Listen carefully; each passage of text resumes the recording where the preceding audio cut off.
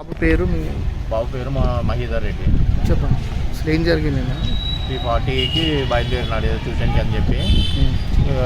4 o'clockకి tuition teacher phone చేసింది రాలేడని.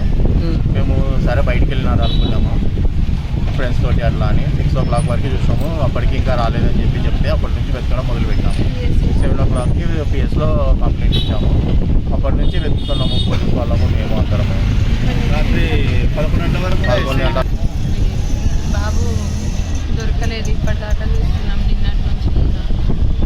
ఈ టైంకి మామూలుగా స్కూల్కి రావాల్సిందే. స్కూల్కి రావాలి కానీ ఇంకా రాలేదు బాబు. సీసీ కెమెరా చూస్తుంటే మీకు తెలిసిన అబ్బాయి ఉన్నారు కదా, బండి మీద వెళ్ళిండు కదా ఆ బండి. తెలియదు. వాంటెడ్లీ పోయినట్టుగా ఉంది అతను అబ్బాయి, విల్లింగ్గా తీసుకెళ్ళినట్టు. ఎవరి మీద అనుమానం ఏదైనా ఉందండి?